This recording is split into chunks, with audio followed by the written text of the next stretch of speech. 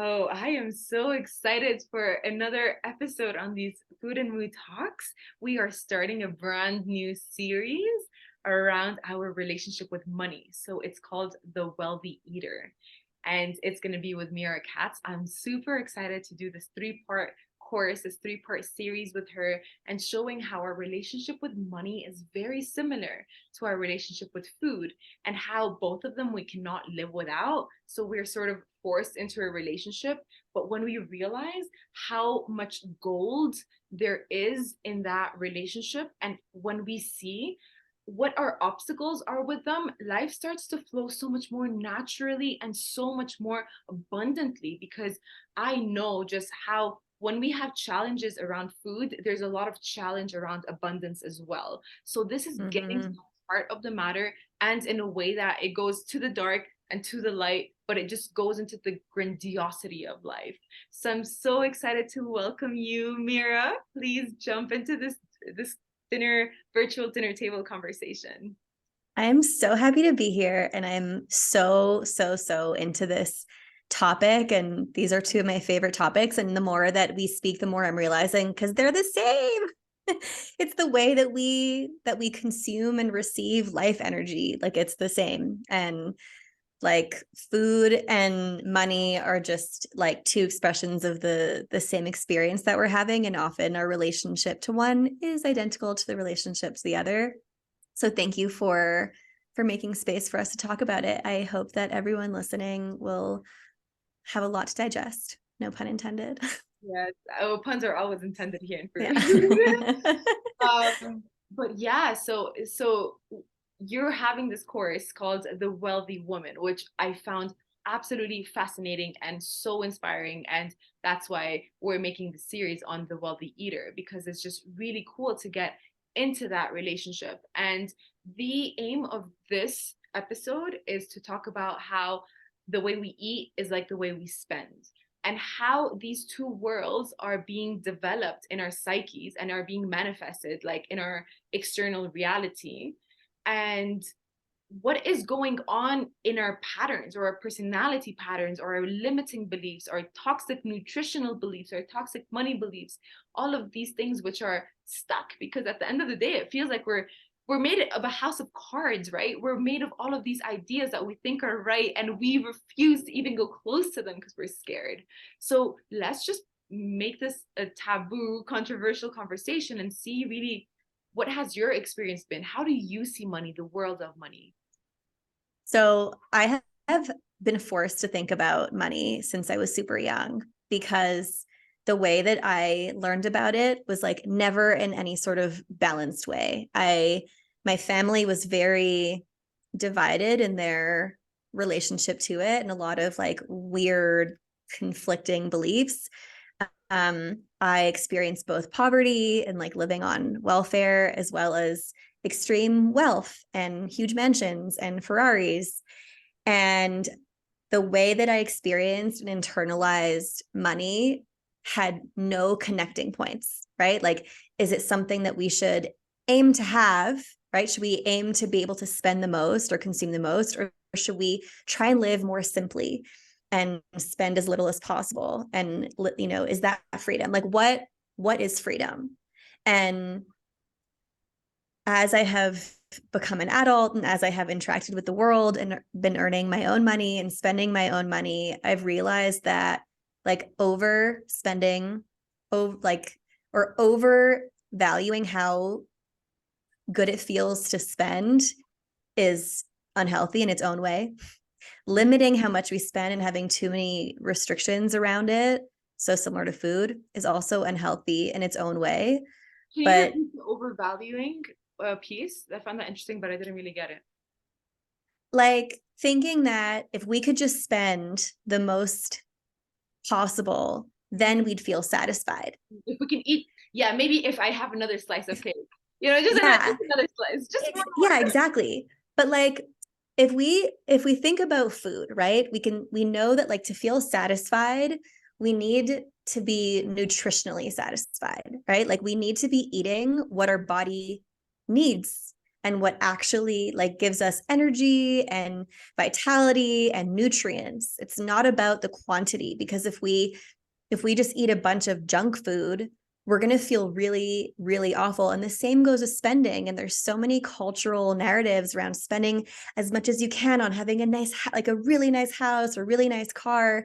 And then we feel empty afterwards, right? Like we have the really nice this and the really nice that, the really, really nice.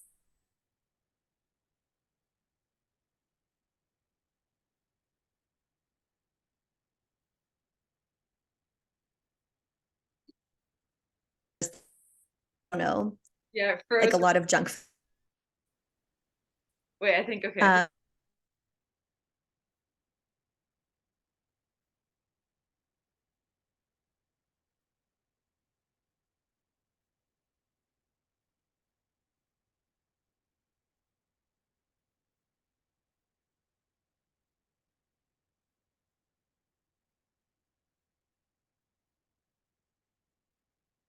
Uh, I think we're back. No.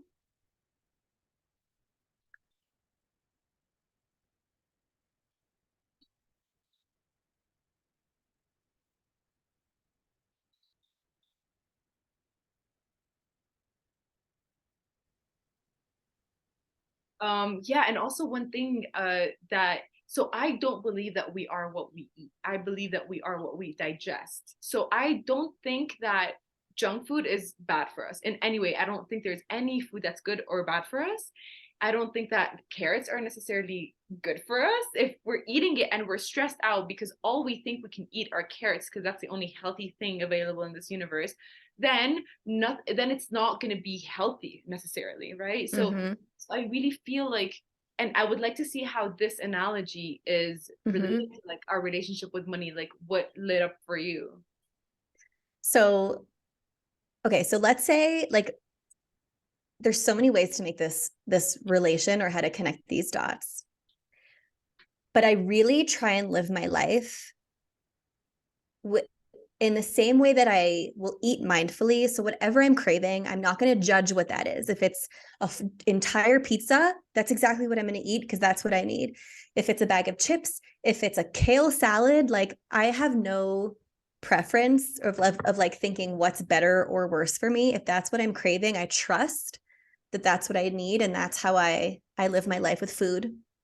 But I'm also aware at the same time, I'm aware of what sorts of nutrition I need. And so I can balance my cravings with being responsible Mm. and making sure that I'm like fully like I'm feeding myself, not just listening to my cravings. And I approach money the exact same way and spending the same way. And so I know what I value, right? Like nutritionally, like money nutrition, I know what I need. I know that I need to feel comfortable and safe where I live. I know that I derive so much joy and pleasure from eating good food and having beautiful experiences.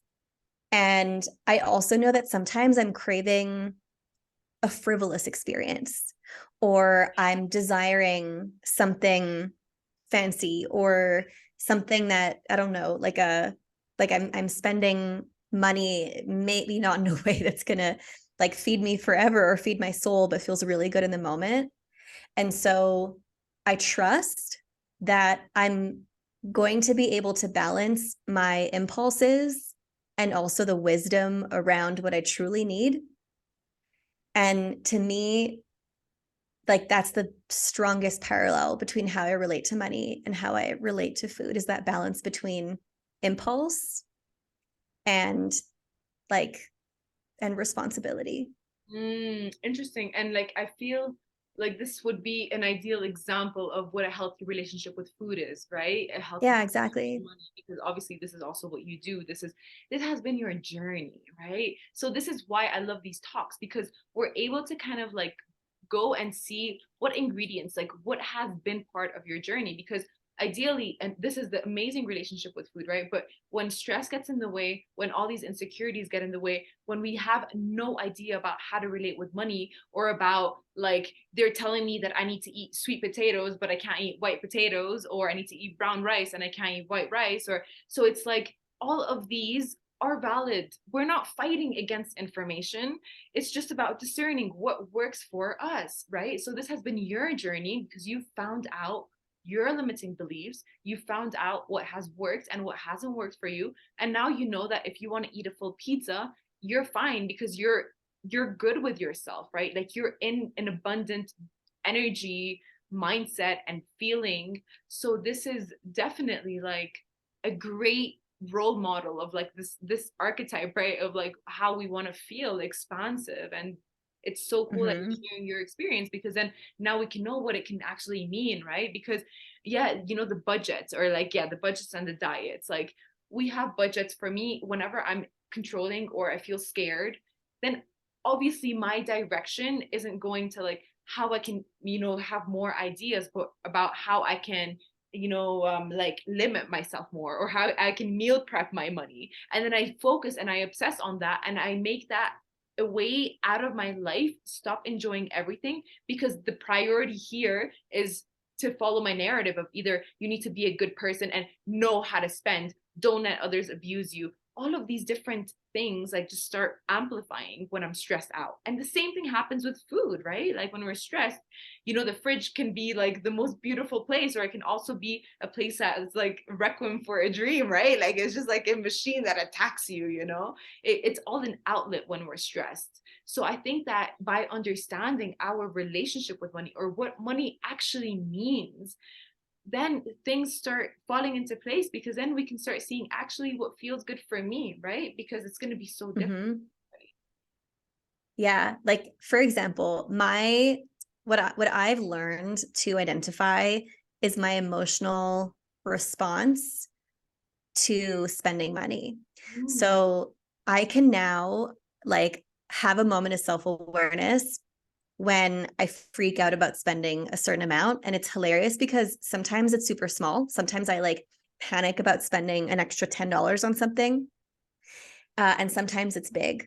Mm. And so recently I was booking flights to go to California, and like flight prices, similar to food prices, have just skyrocketed in the past few months. Like it's wild. I was expecting to spend, I don't know, maybe $400, and it looked like the flights were going to be 800 or 900. And I was like, maybe I can't go. Like maybe I can't do this. I shouldn't do this. I can't spend that much. Like I had a fear response, a lack response, a restriction response. And like so similar to food, I know that like that's such a common response as well. Like, no, that's too many calories, that's too much fat, that's too much sugar. I can't do that. That's too much. I can't. Like a big no. And I like noticed that I had that fear response to spending money, and I wanted to restrict and I wanted to like control myself. And the way that I got myself out of it, which I think is like such a precious lesson, is I thought, okay, so by spending this money, what do I get in return? How can I? That was my first question. My second question is, how can I spend this in a way that also feels like more responsible?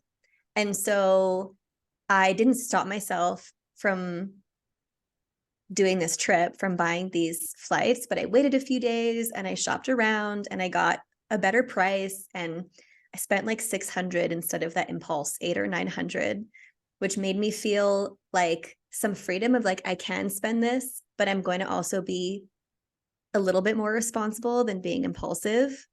I also thought about, okay, well, how can I make the most out of my trip there to like be the most satisfied from investing, like from spending this money? And I reached out to a bunch of friends, and now I feel like I'm going to get so much out of spending that money. And I feel so excited. Like I changed my relationship to spending that money. And what's so funny is that as soon as I made that decision, I received like double or triple that. Like I Mm. got new clients and new work, like within 48 hours. Mm. And like realizing that money is a flow in the same way that eating, like we eat, we digest, we metabolize, and then we use this energy to move to like this is the stuff that fuels our body, that gives us energy, that like, you know, like there's a different way of approaching it. And I'm so glad I can do that now. Like I remember a time in my life where I couldn't, Mm. where I would just not do something because I was afraid of spending the money. And now I realize that by spending lovingly and with an open mind and an open heart, I can receive so much more in life. Like it energetically opens me up to so many things. And Yeah, it's and actually a also relief. you were talking about responsibility, right? So that's one of your values, I assume, because so it's responsibility and the other one, not non-impulsivity. Um, yeah, I mean, my top value is freedom. So like if I feel free, then I feel satisfied. And also knowing that I'm being responsible. But I think that goes hand in hand and not being impulsive and like in being intentional and mindful in my Yeah, actions. because that's the thing. It sounds like this is for you, like intuitive spending. Like this is your relationship with money, and also it could be like, it's just the way that we relate with that. Because for somebody else, their values could be totally different. Maybe it's not about non-impulsivity, like maybe it's about like really spending that and be like, my learning lesson right here and right now is prioritizing, right? Like I'm prioritizing this over this. So that is my core value right now. And so this is what's really cool. And this is why I like to see what are these like limiting beliefs. And energetically, I think that, have you done any work with like how we feel energetically whenever we're like approaching money, like the energetics of money in a way? Yeah. So I think like the biggest like overarching concept is that money is energy. Like money is purely a form of energy in its like liminal state, because money itself is not worth anything, right? The only time that it has value is like before and after it's spent. Mhm. Um, and so if we accept that money is a transient form of energy, then we can decide what is like an authentic way that we can receive that energy, and also what is an aligned way that we can spend it. Right. Yeah. That's Because exactly, like for me, I really like I enjoy walking, and I really enjoy taking the metro, and I get incredibly nauseous in cars. And so for me, like spending a ton of money on taxis feels so out of alignment, because I'd rather like take more time to get somewhere, or like be in the flow of a city and be like on public transportation and people watch. Like that is so much more in line with my values and how I want to experience life than being in like usually a stinky old like car that's an Uber, or like a nauseating taxi like in a cab, and spending like just an exponentially bigger amount of money. I always feel like not great after eating that. mm, In the same way, but I sometimes take it. It's like sometimes it's more worth it and sometimes it's not. Like ice cream. I love ice cream, but I also know that if I eat too much, I get a stomach ache. And so I've learned that like my tolerance for ice cream is like twice a week. In the same way that my tolerance for like an Uber or a taxi is like the same. It's like twice or three times a week. mm, And so like yes, I we can have these guardrails of like I feel good when I spend money on this and I feel bad when I spend money on that. It's actually not black and white. It's moderation. And that's another one of my values. Like I love moderation. I pride myself in moderation. okay. Well, that's a good one. And I'm the total opposite. Like I'm all about like the black and white, like the extremes, like my polarity, right? Half Mexican, half Saudi. It's like literally, like I feel so split because what is correct in one place yeah, you know, like I grew up in a way that like my mom was very much of like, you gotta hustle your way through, you know, travel, leave your family's money and be an adventurer. And then my Saudi family, like my Saudi side is very much about like we here we create empires, you know, and then the little ones make more money, and then it's so it's very much of like a family oriented. You build and you know you set up roots, and so it was always like this crazy relationship for me.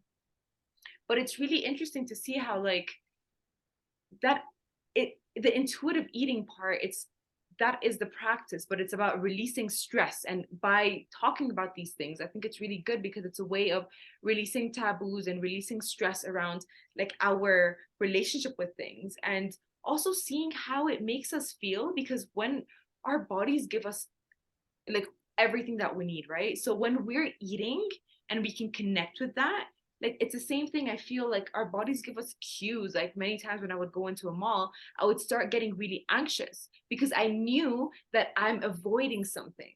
So if I go Mm, into a mall and I feel anxious, I feel like, okay, this is a combination. It's making a chemical reaction here. But other times I can go to a mall and feel like I'm going to spend whatever I want to spend, and that's fine, but there is no anxiety behind that. So I think the heart of the matter is the alignment, right? And that is what intuitive eating is. It's aligning with our truth in this moment. And that's mhm. very similar to like how we're spent, because so you mentioned that you see money as how we receive and how we give, right? Can you talk more Mhm. about that? Yeah.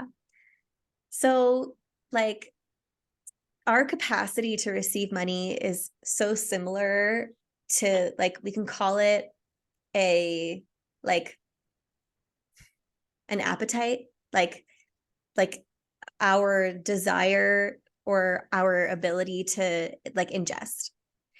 And there, I think like what's really interesting about that is a lot of like lack or scarcity mindset. And so that can come up in money or in food. Um, for people who grew up poor, where there like wasn't enough money to put food on the table, or like where there wasn't enough food to go around, like eating as much as possible in the moment at the meal, or having like a lot of shame around wasting food, like not finishing your plate, for example, or like throwing out old food, things like that. That's out of a fear and a lack mindset of like, I don't know if there's going to be any later. Like, I don't know if there's going to be enough. And that translates with money and being like keeping money or being afraid to spend it, or like trying to like get as much as we can when we're working and like charging the highest rate in the moment.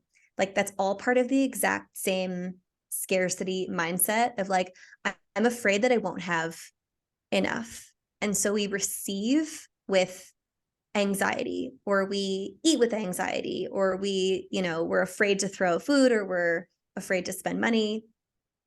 And in the contrary, an abundance mindset is like, there's always going to be enough food, like it's Mm. okay.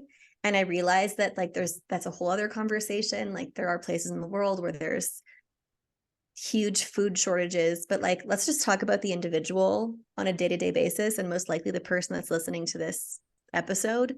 Like there will be enough food, and you don't have to eat out of fear that there isn't going to be enough.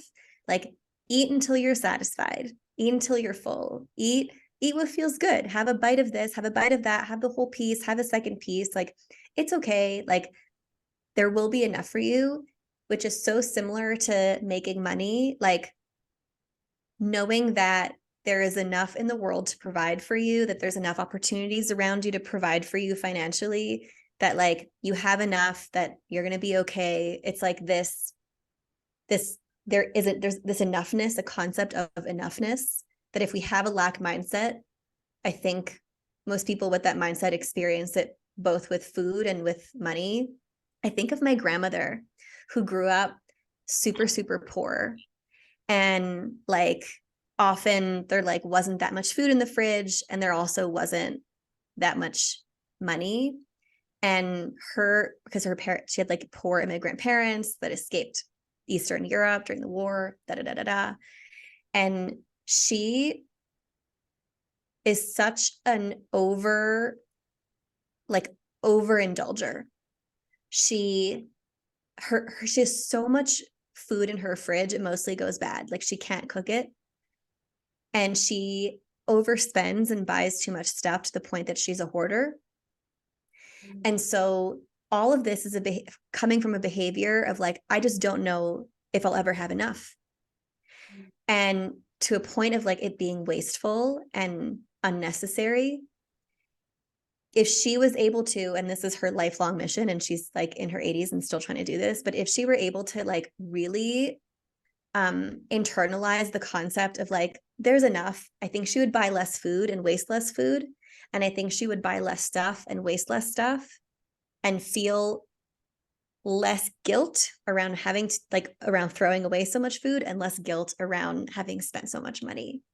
Yeah, yeah, definitely. In my interest, like in my work, it's always like, what is the psychology behind that, right? Like it's like, okay, Mm-hmm. that's happening, right? Yeah, we're definitely the hope is to get into an abundant mindset, but it's like, how the fuck do you do that, right? It's like, so whenever someone's struggling with food, if whoever tells them just eat whatever your body wants, it's like, what? You know, like if I were to do that, it's literally the end of the world, right? Because that is the narrative. That's the food story. It's like there's a lot of history attached to the way that we eat, to who's feeding us, how we're eating, how we're not eating, what we're repressing ourselves of. So there's like this huge universe of why it's happening, right? Like that's super, Mm-hmm. super deep.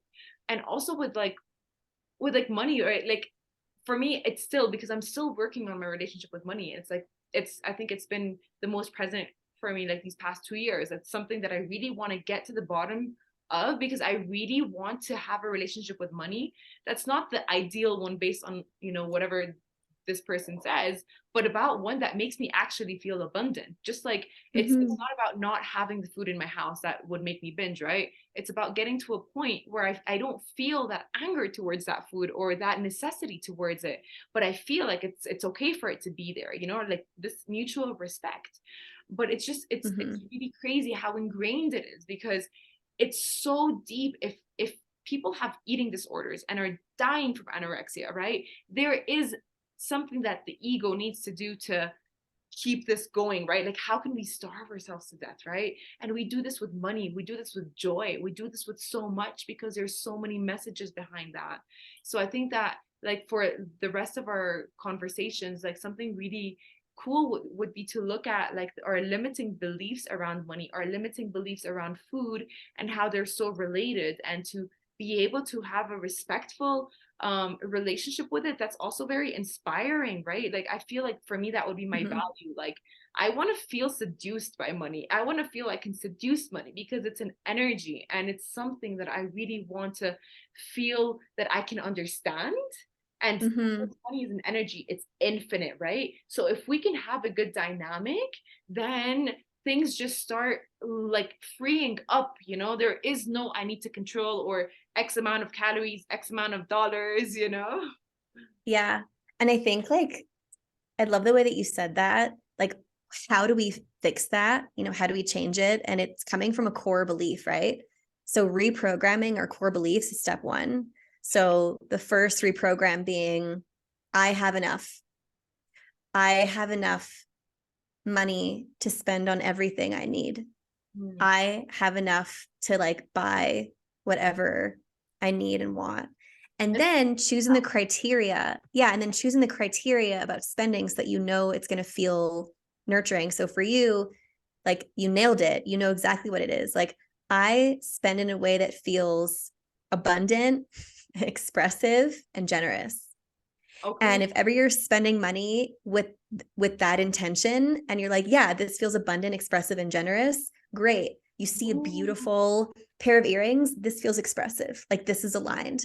Um, and and then there's less shame around spending money and where that money even came from. Because are you adding more creative expression to the world? Great. Someone wants to help you do that. Beautiful. They're part of that flow of money and energy into the world, Yeah. right? I spend money in a way that feels and expresses generosity. Okay, beautiful. So like in the moment of like, oh, should I treat my friend to this? Or should I buy the bigger things so that I can invite a friend over to share this with me? Or this apartment can host more people so that I can have more parties and welcome my friends into my space. Like, yeah, that's generous. And that's beautiful. It's incredible because this feels like this is literally our playground to become that person that we want to be, right? Like I call it like our Exactly. I've power chills. self. Yes, because it's like, how do we choose to eat? How do we choose to spend? So if I want to be generous, literally spending is sending this message of I'm spending with generosity. And I'm curious here, how do you do it if you don't believe it? Like if you don't believe like I have enough money or I feel abundant right now, what approach is the best approach to like start, you know, like when you want to love your body again, when we feel so disconnected from our bodies? It's not like I love my body, you know, like many times looking in the mirror it's like I want to run away or I want to crash this mirror. So what do you do? We start with the easiest place. We start with the spot of least resistance. So let's say it's your body. Like, what's something for sure you know that you can build more appreciation around? Maybe it's like your hair, you know?